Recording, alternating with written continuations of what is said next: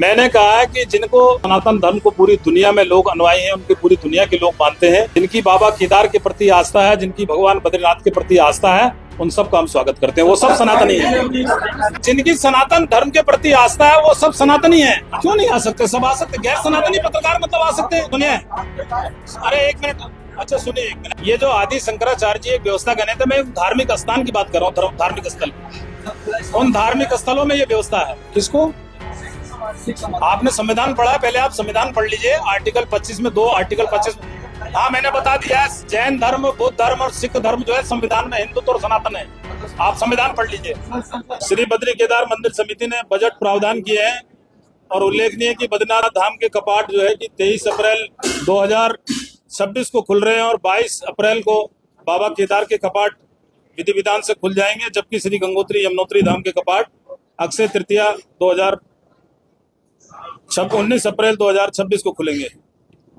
प्रधानमंत्री नरेंद्र मोदी के विजन के अनुरूप प्रदेश के यशस्वी मुख्यमंत्री पुष्कर सिंह धामी जी के दिशा निर्देशन में श्री केदारनाथ धाम का पुनर्निर्माण कार्य पूरा होने के बाद अब श्री बद्रीनाथ धाम पुनर्निर्माण कार्य चल रहा है।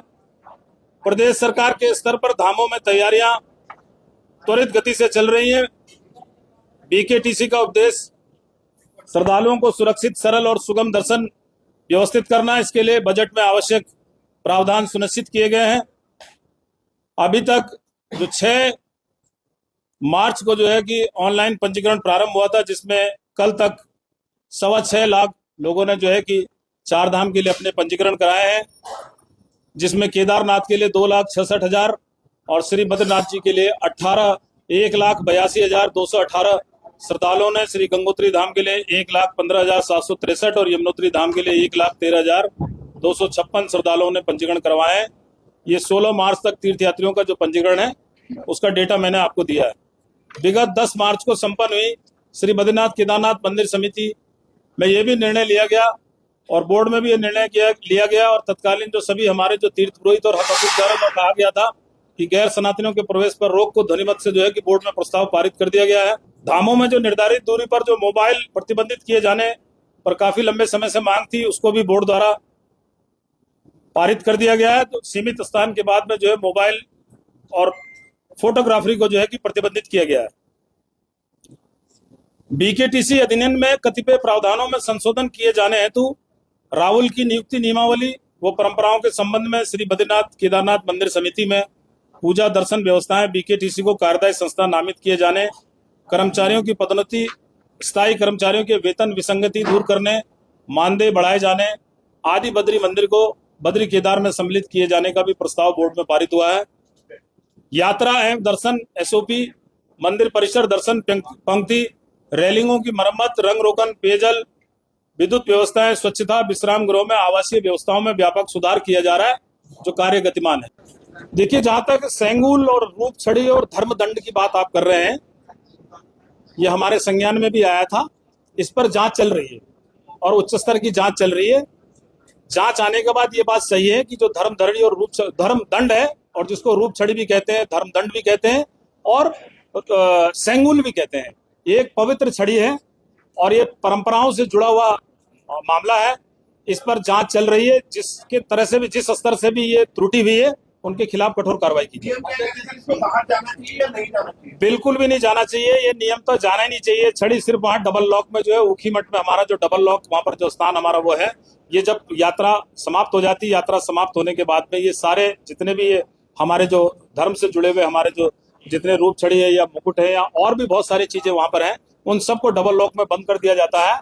और उसके बाद सिर्फ जो पंच केदार और मंदिर परिक्षेत्र के अंदर, देवभूमि के अंदर, देवभूमि से बाहर नहीं जाना चाहिए और नहीं परंपरा में है कि वो जाता है। पूजा शुल्कों में कुछ बढ़ोतरी की गई है। हर वर्ष उसमें 10%, 5% की बढ़ोतरी की जाती है। समय के साथ में महंगाई और खर्चे को देखते हुए, क्योंकि ये स्वपोषित संस्था है, इतना बड़ा स्टाफ है, 47 मंदिरों का रखरखाव है, उनकी देखभाल के कारण हमारे पास आय का स्रोत यही है। तो उस बोर्ड में निर्णय लिया गया, सभी की सहमति से उसमें कुछ बढ़ोतरी की गई है, थोड़ा बहुत किया। क्यों नहीं आ सकते? सब आ सकते। गैर सनातनी पत्रकार मतलब आ सकते हैं। अरे आप देखिए, ये धार्मिक, सुनिए, अरे एक मिनट, अच्छा सुनिए एक मिनट। ये जो आदि शंकराचार्य जी एक व्यवस्था कहने थे, मैं धार्मिक स्थान की बात कर रहा हूँ, धार्मिक स्थल। उन धार्मिक स्थलों में ये व्यवस्था है। किसको? आपने संविधान पढ़ा? पहले आप संविधान पढ़ लीजिए। आर्टिकल 25 में आर्टिकल 25 हाँ मैंने बता दिया है। जैन धर्म, बुद्ध धर्म और सिख धर्म जो है संविधान में हिंदुत्व और सनातन है।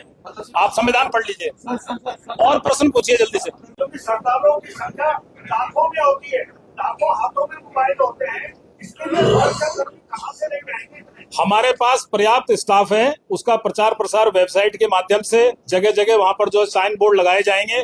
मंदिर यात्रा शुरू होने से पहले उसका प्रचार प्रसार किया जाएगा कि यात्रा मंदिर परिषद के अंदर ये पूर्णतः प्रतिबंधित है। मैं समझता हूं कि सभी लोगों का सहयोग भी रहेगा और आपके चैनल के माध्यम से भी लगातार देश भर के अंदर ये संदेश भी गया है और सब लोग इससे पूरी तरह से विज्ञ है कि जितने भी ये बड़े धाम है हमारे, ये बात सही है कि उन धामों में जो है कि मोबाइलों की जो है सभी जगह मोबाइलों को रोका गया है। गर्भगृह और मंदिर परिषद के अंदर मोबाइल के लिए सब स्वयं में तीर्थयात्री भी इस बात को स्वीकार करता है, क्योंकि वो कुछ ना कुछ ऐसे लोग हैं जो कहीं ना कहीं व्यू बढ़ाने के लिए वहां पर आते हैं और उस मोबाइल का प्रयोग करते हैं। सिर्फ प्यार ही एक जज्बात नहीं होता, अपनों के साथ घर बनाना भी प्यार होता है। आप इस धूप में कितनी अच्छी। और ट्रूमेट अप्लायंसेस के साथ आपका दिल और घर दोनों चले परफेक्ट सिंक में। ट्रूमेट अप्लायंसेस के साथ लिखिए एक नई कहानी और देखिए हमारी फिल्म गुस्ताख-ए-इश्क जो आ रही है 28 नवंबर को सिर्फ थिएटर्स में।